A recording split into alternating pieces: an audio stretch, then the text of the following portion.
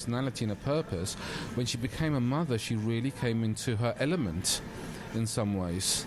Of course. And that had that knock-on effect, which is when she went and, held hands with someone with AIDS, and there was this nurturing behaviour that she actually had that really, where she really sort of learned that this was actually her identity.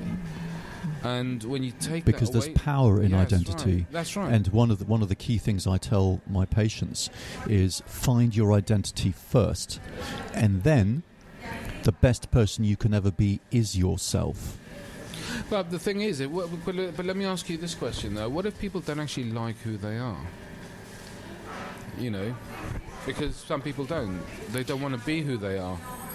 They don't want to be, some people are not liked, and they want to be liked, so they force themselves, look to become people pleasers and things like this. Well, how do you approach someone who doesn't like, I'm an alcoholic, I'm this, I'm fat, they don't like themselves. I've got to say, there's also elements that you can change.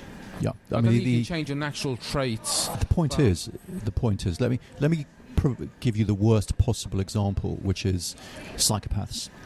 So psychopaths are definitely not liked because they are nasty. In fact, if you believe in evil in the world, then it comes from the worst possible psychopaths. Well, they don't really care about not being liked either. Well, you see, you may say that, but I've had, such is the pressure of society, that I've had a couple of psychopaths come to me suffering from stress and anxiety because they feel they need to be nicer. And nobody can really sort them out until I figured out that they're just psychopaths. And the best they can ever be is themselves. And to one of them I said, it actually dawned on me, because he was sitting in a 5-star hotel, which he'd in a suite, and he'd managed to have it paid for by someone he was effectively conning, and he was looking miserable. And I said, there's nothing wrong with you, you're just a psychopath. And he looked at me, he rolled it around, and he said, my God, you're absolutely right, I'm cured.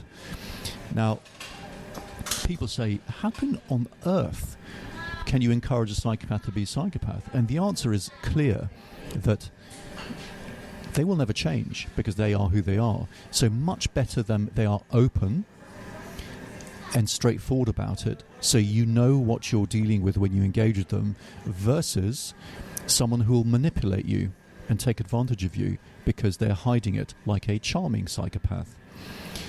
And therefore, you can extrapolate and say, if it's okay for a psychopath to be a psychopath, then it's okay for the rest of us to be who we are, and that is the best any one of us can ever be.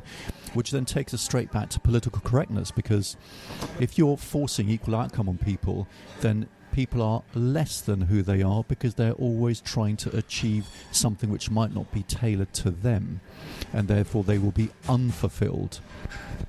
And going back to ladies and hitting their 40s, and the answer is you're right. The evidence and statistics is stark. So ladies who go to university are 30% less likely, well, in fact, much more likely than 30% to hit their 40s childless. Imagine that. And a lady who is above average intelligence is 30% less likely to get married, versus a man who's above average intelligence who's more likely to get married. And of course this shows that men do not want career ladies. They just don't, because you can't have a household with a full-time career lady and children. Look, and I've argued this point before, though, because one, particularly in the middle-class society in particular, if you actually want to have a standard of living that you want, because one of the things, we look for financial security. Actually, it does give us happiness knowing that we're financially capable. But it's not the main cause of happiness. No, it's not. No. And I talked about this formula last week, about attention and appreciation when you're actually quite young, and that accounts for up to 50%. But one of the things was also financial stability as well. That gives you a level of happiness. But so if you actually want a middle class lifestyle, for example, to have a middle class lifestyle, both people need to be working in this day and age. If you actually want to be able to afford the housing and things like this, because a lot of people are getting priced out. But secondly, the other issue I want to bring out is, because divorce is on the increase, so 45%, probably higher than that now. Women, whether they have kids or not, they are going to, and let's say they have they kids, need a sense of security, don't they? They've got to become self-sustainable. So if they're purely reliant on a man for their income, and now they become a single parent, for example, they've got a responsibility to cover that as well. Well, you're right, and that's why this is evidence of a. And there's a lot of there's a lot of men out there who are tossers, really. Well, yes and no. Okay, because remember, people will do to you what you let them. If you let someone be a tosser to you, they probably will. Now, clearly, being a tosser is wrong, and we need to establish exactly the fact that people are responsible for doing harm, but equally, there's a significant amount of responsibility in many, not all, in many of the victims for allowing things to happen to them.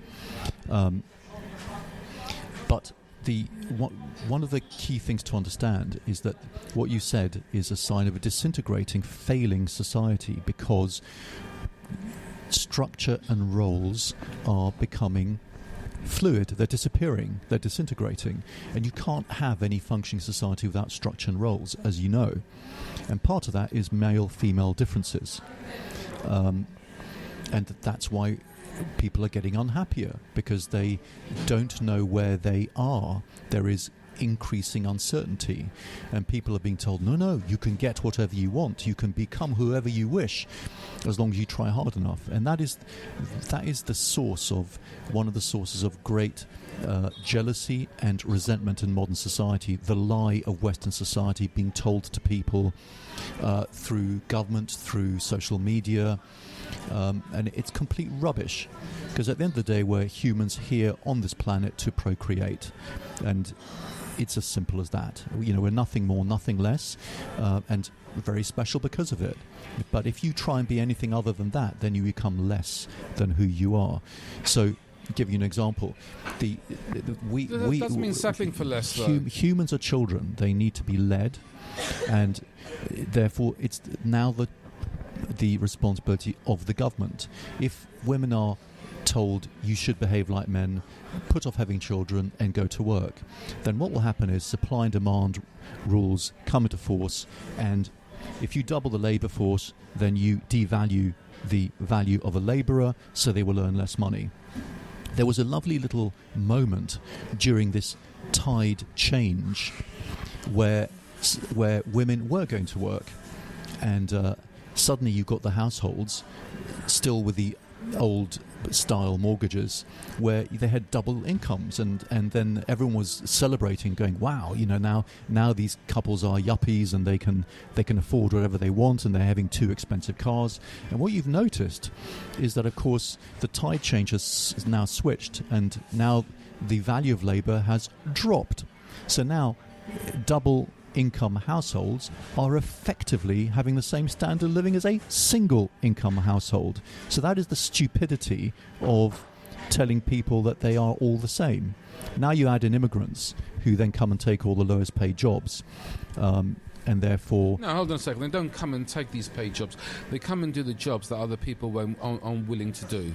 And this is what happened in the 1950s when a lot of people from the West Indies and everything came over here, and who were willing to do jobs that, I suppose British people weren't prepared to do, and it's the same with Polish people as well. Yes, who came over. But jobs not prepared to do at a certain price. For instance, if you're going to be paid double the minimum wage for being a waiter, You'd be amazed at how many people would do that. Admittedly, and the thing is, a lot of them as well were living. And I know that you were probably getting situations. There was probably like 10 people living in a 4-bedroom household, for example. So, and there was more than that, and they would cram themselves.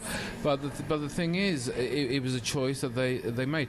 Now, I don't necessarily agree with these lower paid type jobs, and I think it's what's happening in America.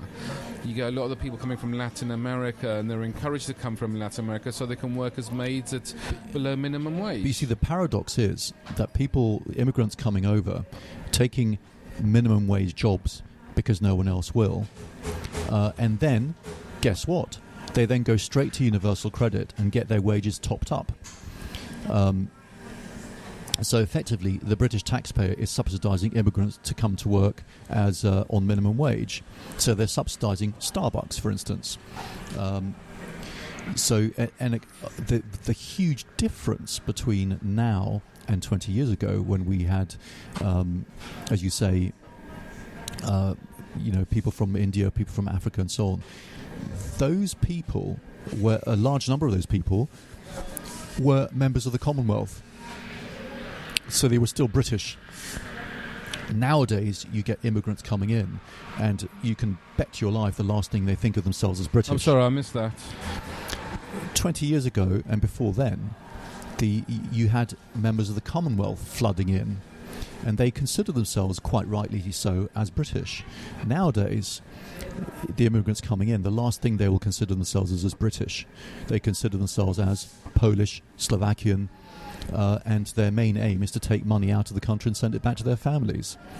And that is that is really one of the sources of the driving forces behind Brexit, actually. Well, it has done, because, I mean, the thing is, people talk about the whole...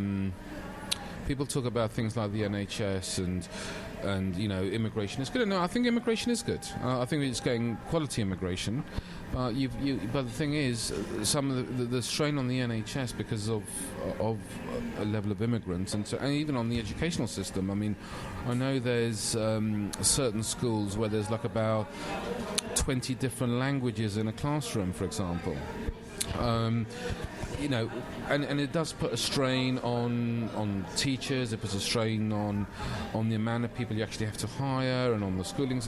So it does have an impact in other ways.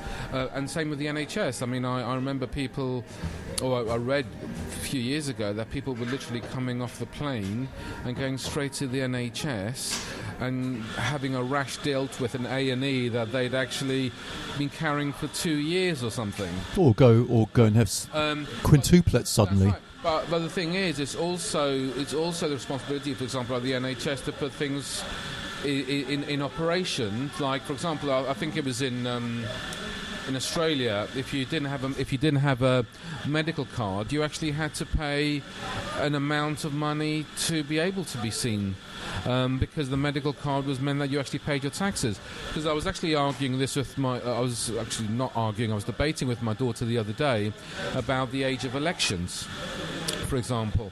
And I said, actually, I think it should be at least 18 years old.